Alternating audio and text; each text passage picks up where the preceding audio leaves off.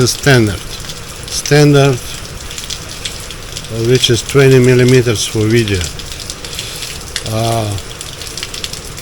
If it's not HDR, you cannot have ultra wide. So this is standard with Action 3. If you want to have 20 millimeter equivalent with full frame, it's actually standard. And the next one would be narrow, which is 26 millimeters. Let's see, 26. Now I'm talking with 26 equivalent, which is narrow. This would be much better for distortion, and I would say this is more like a documentary kind of look.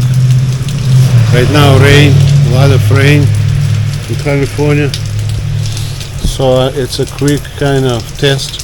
Now if you want to get wide, you need to go to HDR. HDR would offer you, but you cannot have 60 frames per second with HDR. Let's see wide, ultra wide with HDR. Now this is HDR, ultra wide HDR. I'm holding the same way, ultra wide HDR. Now this is wide HDR,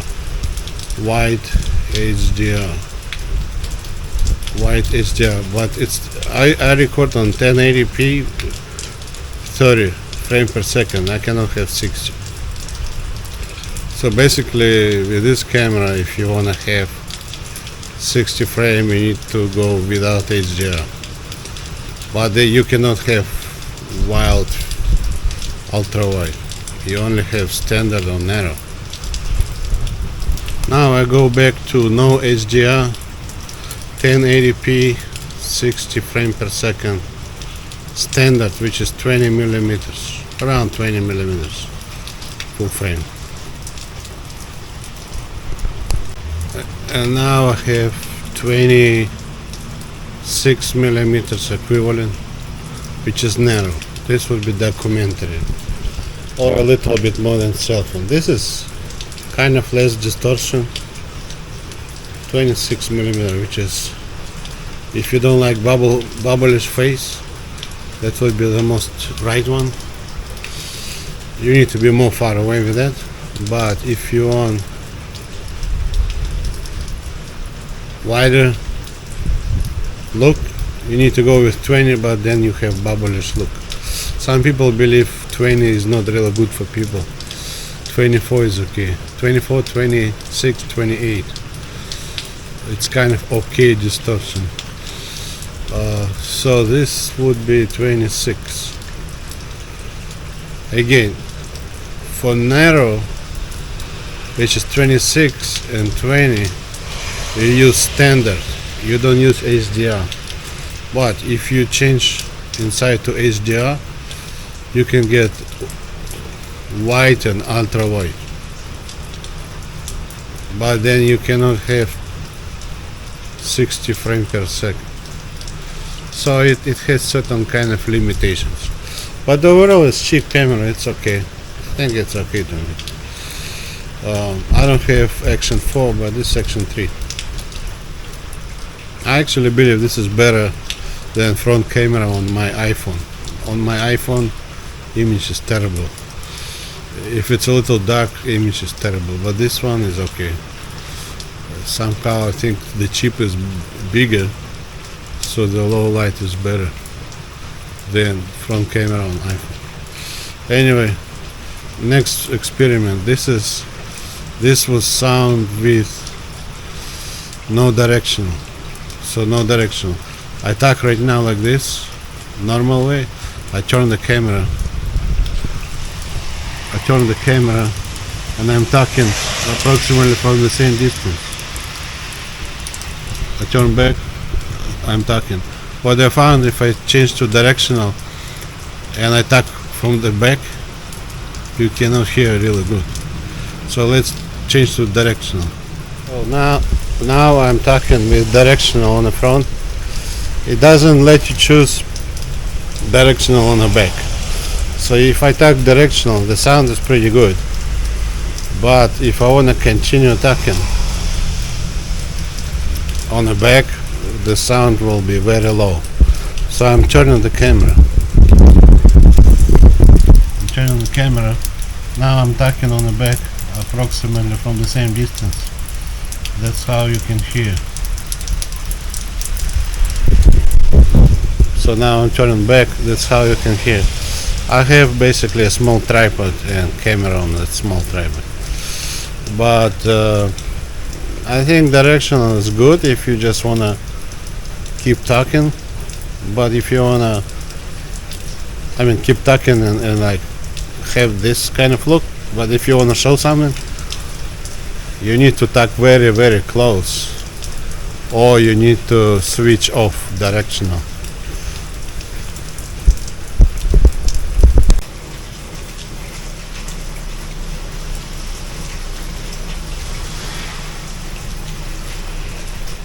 So now let's take a look at the kitchen.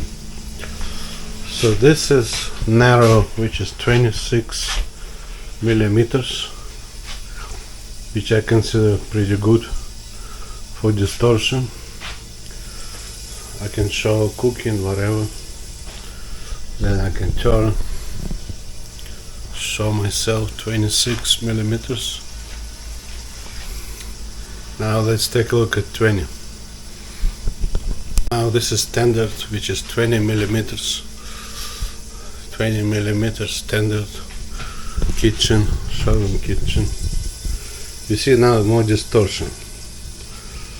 It's a little bit going too far to distortion.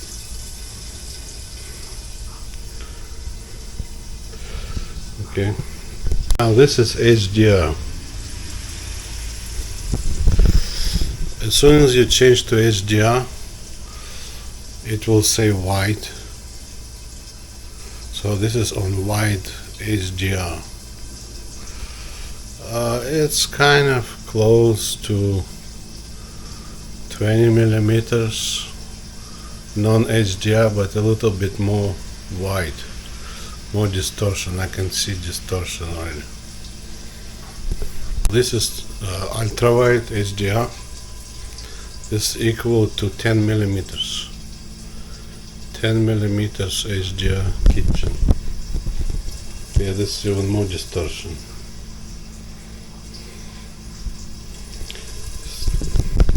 But as soon as you change to HDR, for wide, ultra wide, there is no option for 60 frames per second. So if you want wide, ultra wide, you should go with 30 frames. If you want 60 frames, you don't need to use HDR, but then you have only standard, which is 20, and narrow, which is 26. Now I cook, suppose I cook and talk. So what I found, as soon as I turn, the sound is no good. So right now it's directional.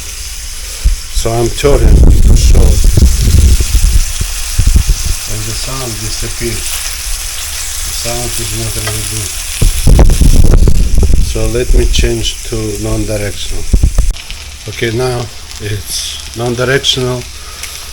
I have, which is equivalent 26 millimeter, which is narrow. So I'm turning and talking. So this is my food, I'm cooking veggies with meat, need to put meat. So this is my talk without directional. This is 26 millimeter. That's all I can say. Have a good time, bye. So for the pictures, standard or wide. Standard is 14, I believe, and wide even wider. So there is no option for pictures to have like equivalent of 26 millimeters. So the only way, if you want to shoot 26, and then you can a little bit increase. If you want, you can increase. There is like a wheel, it says 1, 1.1, 1.2, 1.3 x. You can increase. So from like this normal 26, I can increase to 28. I just use 1.1 or 1.2, calculate. If it's 28, I can make 28. But for photos, I would say either, even if it says standard, but it's actually wide or ultra wide. It's for this camera standard, but it's not really standard to have wide angle like that. So basically this camera will not make anything close to 28 millimeters or 26 millimeters photo, that kind of look. You will have basically a bubblish face.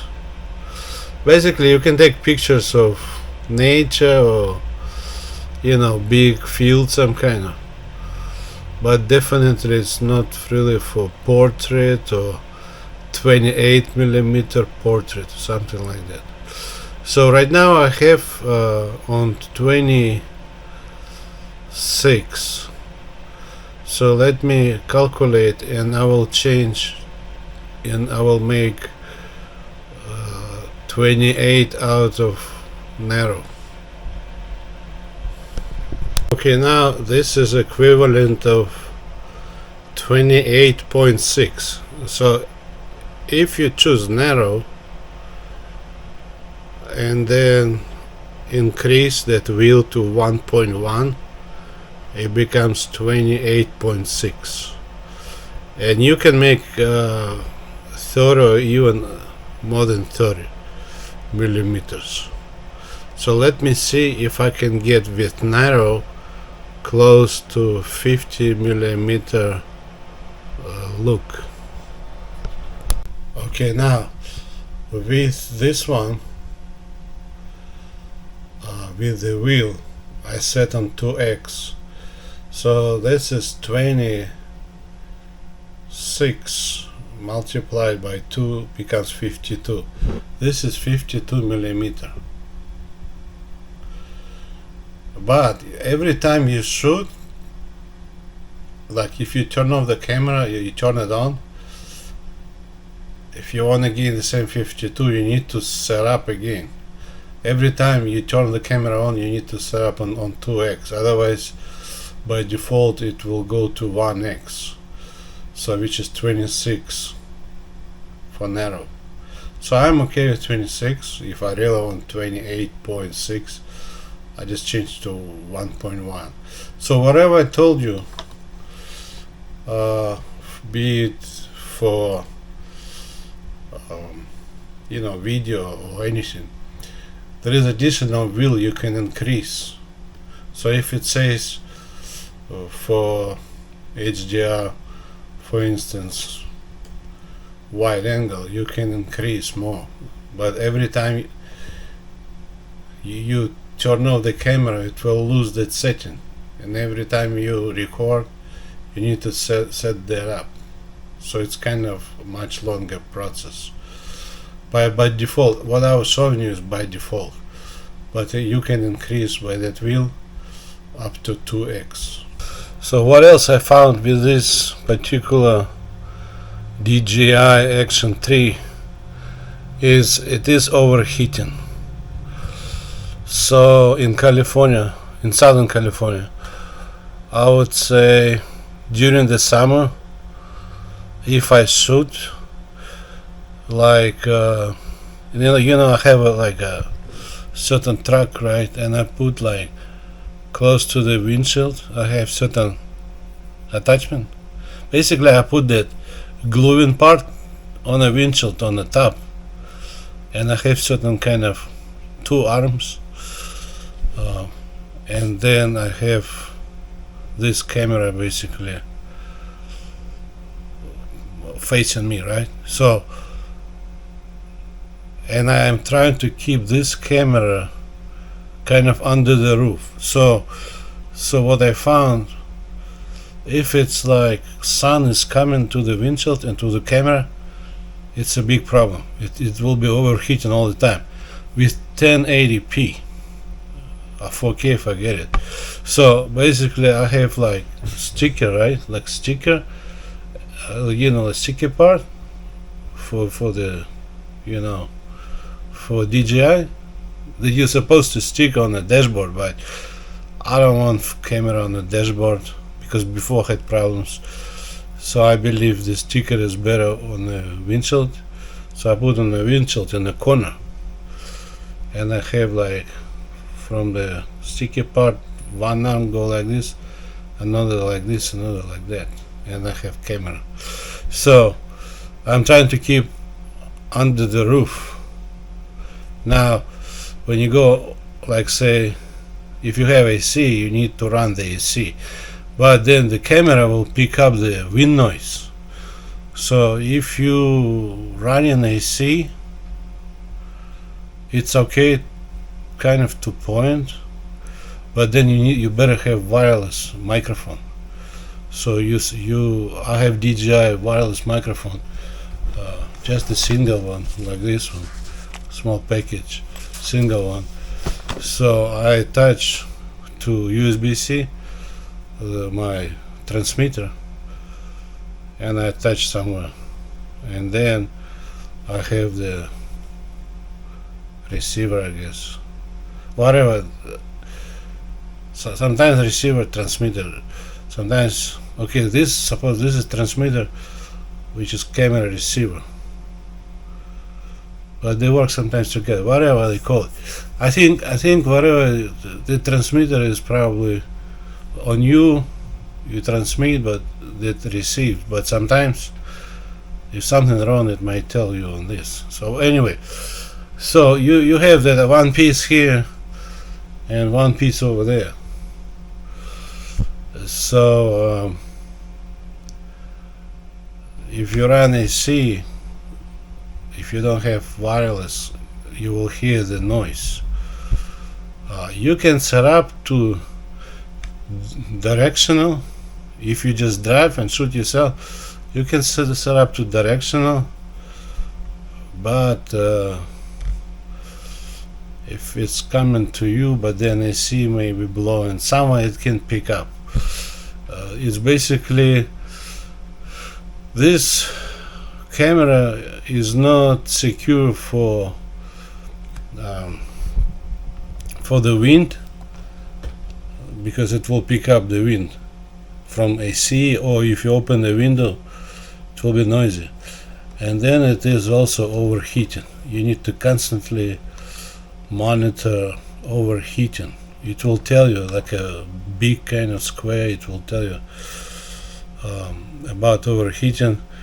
I found this camera is better to keep with the wind or in the shade. If any sun in your car, it might start to overheat. Actually my iPhone too, if I leave for just too long in the sun, I will have warning. So it's basically overheated or whatever. So I would say that's my experience. I don't think it's a bad camera. I actually think compared to iPhone front camera, this DJI has bigger sensor, and in general I think it's better. I like it better actually than front camera of iPhone. And then so I usually kept on standard, which is 20 millimeters for the non HDR. So I found it's kind of bubblish look, kind of almost fisheye, but for like, I would say 26, it's pretty good. 26 is like between 24, 28, because this lens doesn't have big corrections, so expect bubblish look. This is not like a super lens, all kinds of line corrected. So I would say this is okay setup because it's pretty cheap. I don't know what they improve for Action 4, but according to the price, that's kind of cheaper camera, but in some sense it's doing the job. So one thing I want to make kind of strange thing that nobody's doing. Maybe DJI should do. This is a case. So I want to hand this like like old cameras, like the Nikon, those mechanical, 35 millimeters or Canon. They had like two things on one side, on another side, and you put like a ring, the ring inside and strap. So I'm trying to figure out how to have a strap. I want to have strap for this case or for the camera. I cannot find any way to attach the strap.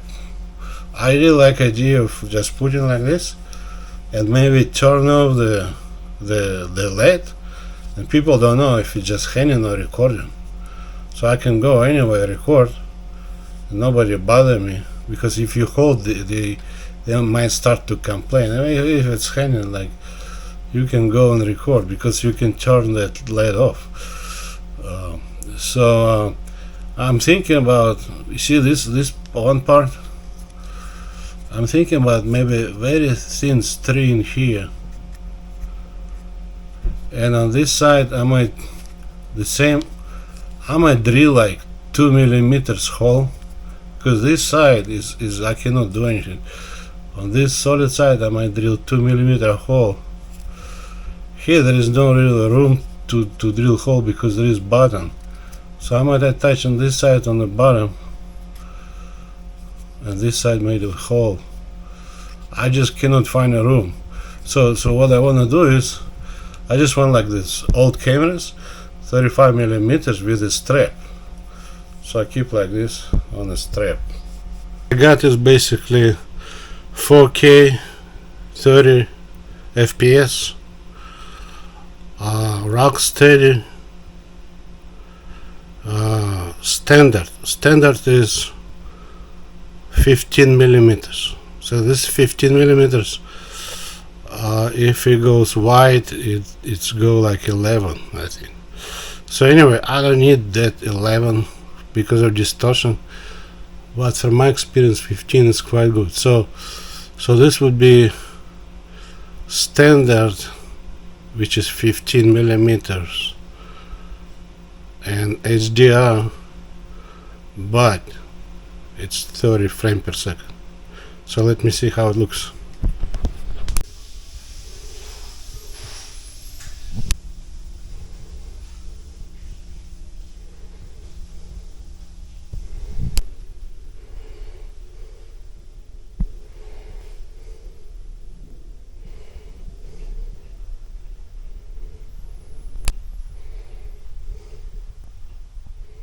So this is 11, which is white.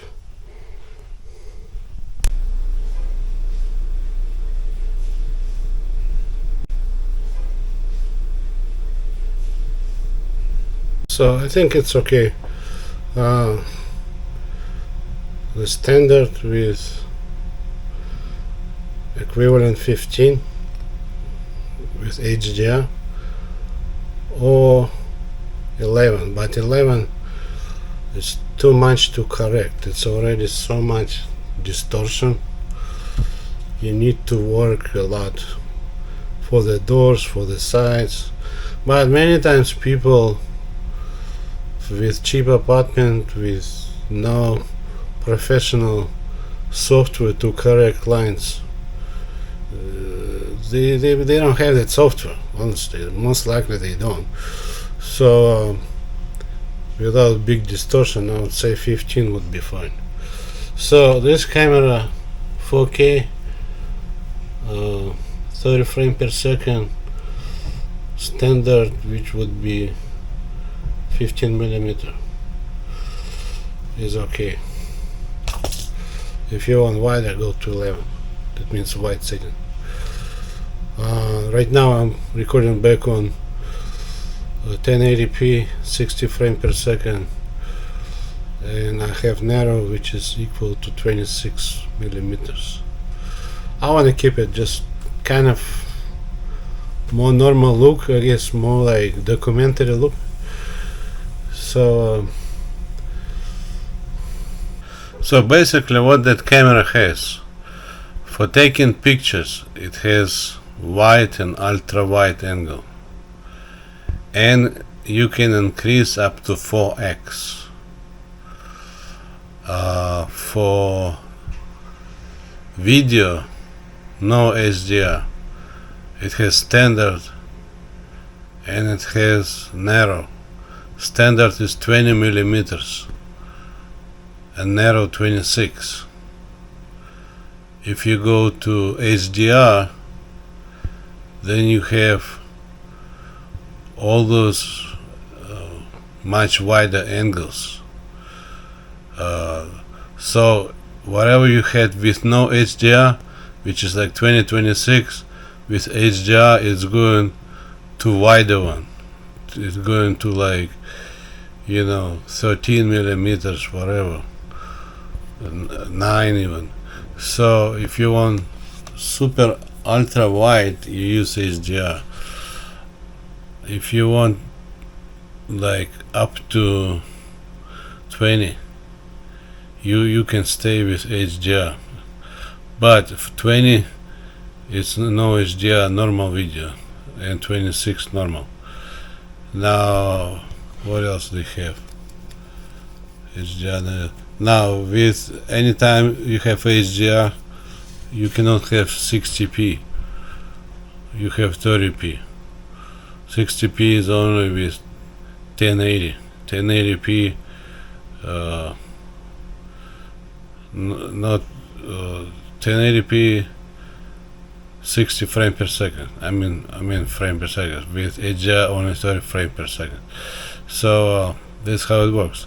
So basically, if you want to take pictures, all you have wide angle. If you want like something that looks like 50 millimeters, you need to go to like 4x. So, suppose they have 12 millimeters or 13, I think 13. So you need to increase 4 times to have 50 millimeters. So I found for myself the most useful probably would be no HDR, 20 millimeters. Actually, that angle is pretty common for Hollywood. I found 26 is okay, but I think it's too close. Otherwise, I need to hold my hand far away.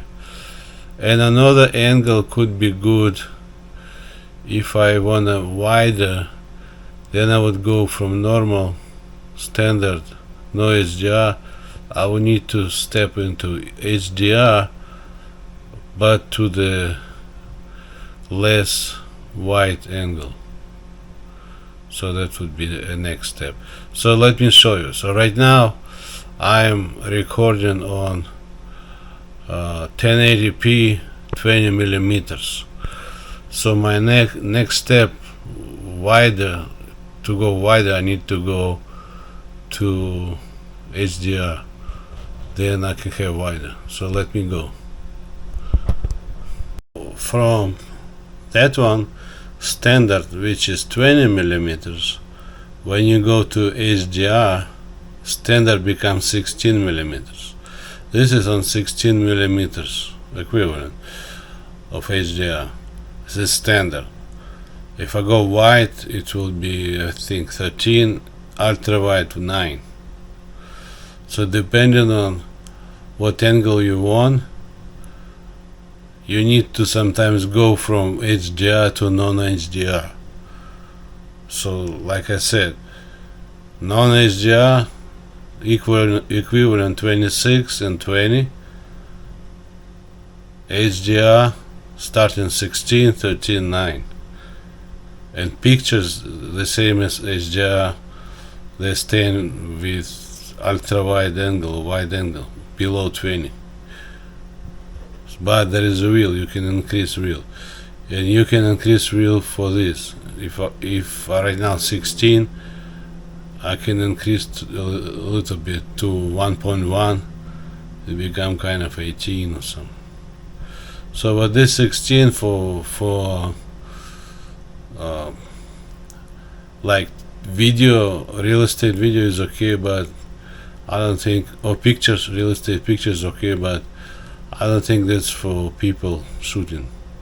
It's a little bit too much. So I stay with probably 20 millimeters non-HDR. That's what I like. Or if I use this one, I need to increase that wheel to 1.2 whatever. Anyway, I'm gonna keep my DJI 3 because from what I've seen, it's only better at night, a little better, but I don't think it's a big difference for the daytime. I don't see a big difference, so I'm gonna keep it. But my next camera, I think, will be Insta360 Ace Pro, because I've seen the footage from Action 4 and from Ace Pro. They do have similar size of the sensor, but I think Ace Pro has more megapixels, so that even if it's the same size, but it's more megapixels. So I've seen, like, at night, some shots at night. I think actually Ace Pro is better, and stabilization is better too. I've seen, like, one guy is walking, but I see on the back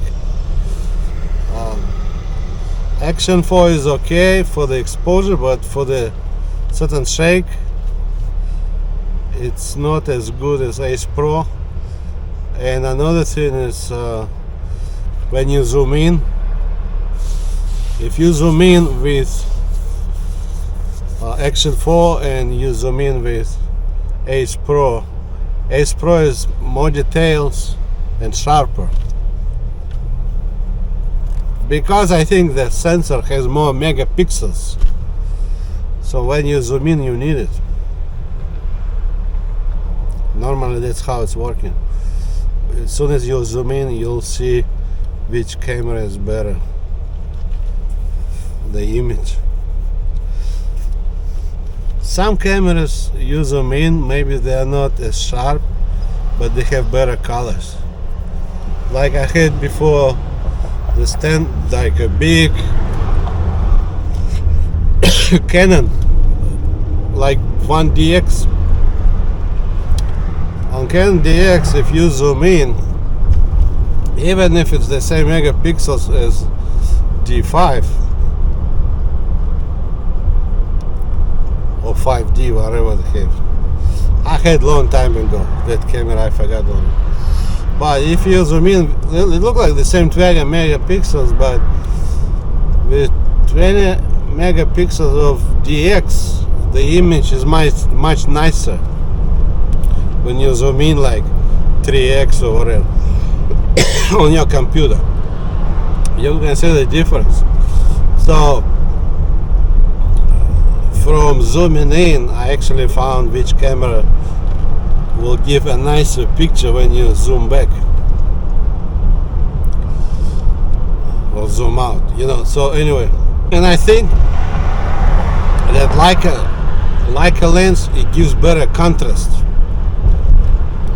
It's kind of more contrast to it. That's what I like. So if they call Ace Pro, maybe compared to other models, it look like more pro, but it has 8-bit. Now this actually Action 3 right now. Action 3 is right now they have new firmware, so I have the D-Cine-like. I'm shooting with D-Cine-like 10-bit. I don't see any 10-bit with you know, Ace Pro, but the image looks nice.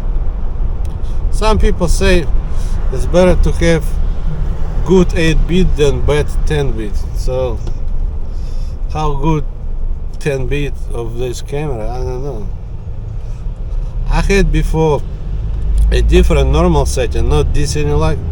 I don't see a big difference.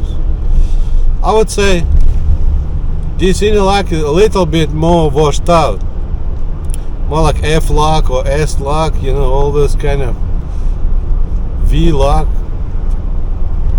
It looks a little bit washed out, which tells me probably a little better dynamic range. So now I'm recording 2.7K 10-bit. This is 10-bit. On this camera actually you will not see washed out like on DSLR. If you set to like F lock, V lock, S lock, you know, you have the washed out look on your screen. With this camera actually I don't see it's washed out, but I did set on D Cinelike 10-bit, so camera knows focus or light, whatever. This one, if I see my face too dark, I would like to put that finger there, so you know that exposure, everything would be based on where I put my finger. I cannot do this with the Action cam. I cannot do that. You cannot change by finger where it should look like this. You see, I would like my face to be more light, but I cannot do anything.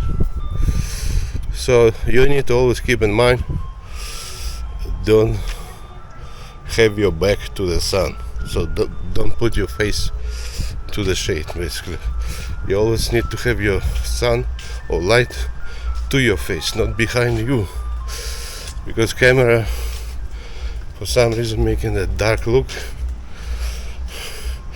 Now I'm gonna change, not 1080, just normal. Now it's normal color, not D Cinelike. Now normal color, no D Cinelike.